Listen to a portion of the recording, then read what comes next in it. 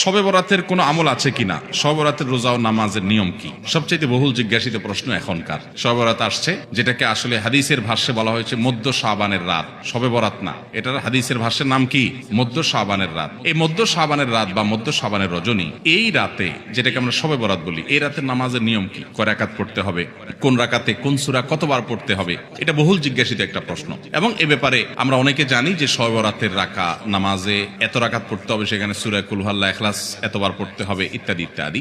লাইলাতুল কদর ছাড়া অন্য যে সমস্ত রাতের ফজিলত আছে, এর মধ্যে 10টা রাতের কথা আল্লাহ তাআলা শপথ করেছেন, ওয়াল ফাজরি ওয়া লায়ালিন আশর। সে 10টা রাত হলো জিলহজের প্রথম দশক। খবরও নেই আমাদের দেশে মানুষের, যে রাতগুলোর শপথ আল্লাহ কোরআনে করছেন, কত ফজিলতপূর্ণ, কিন্তু জিলহজের প্রথম দশকের রাতের কোন বিশেষ ফজিলতের কথা আমরা কয়জনে জানি?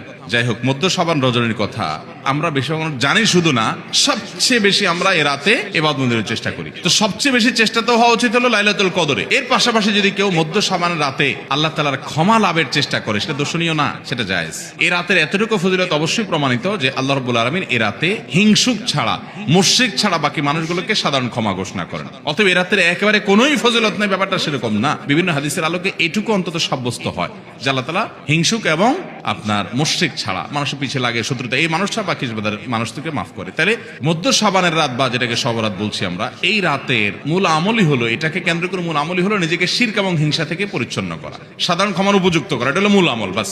এর বাইরে আপনি ক্ষমা লাভের জন্য যদি চেষ্টা করেন, সেটা কোনো দর্শনীয় বিষয় নয়। তবে এই রাতকে কেন্দ্র করে বিশেষ ফরম্যাটে নামাজ, রাত জেগে, তারপর বিশেষ ফরম্যাটে ইবাদত, এই সূরা এতবার, এই নামাজ এত রাকাত, এরকম কোনো কথা কোরআন হাদিসে বর্ণিত হয়নি।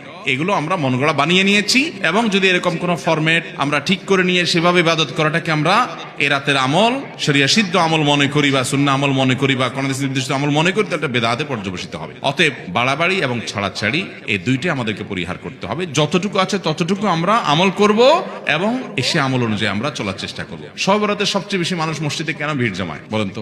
শবে কদর বেশি ফজিলতপূর্ণ না এই রাত? শবে কদর কোন তুলনা আছে শবে কদরের সাথে কোনটার? কিন্তু শবে কদরে কি এত মানুষ ইবাদত বন্দেগী করার চেষ্টা করে শবে বরাতে যত করে? কারণ কি? মিষ্টির জন্য বলে। খারাপ বলেন নাই। আমি ছোট, আমার মনে আছে এক মসজিদে সারা রাত শবে বরাতে এরকম দোয়া দরুদ হয়েছে। এবার শেষে মিষ্টি বিতরণ হচ্ছে, জিলাপি দিত আর কি। তখন তো জিলাপি দেওয়া হচ্ছে, তো এক আল্লাহর বান্দা তার যে জিলাপি দিচ্ছে সবাই দুটা দুটা করে দিচ্ছে, ভুলে তার একটা পড়ছে। পরে সে জিলাপিটা নিয়ে এসে বাইরে ওই মুয়াজ্জিন বেচারার 14 গোষ্ঠী গালিগালাজ করতে করতে বলতেছে যে সারা রাত বেটা সবচেয়ে বেশি কানলাম আমি, আর দিছে আমার একটা।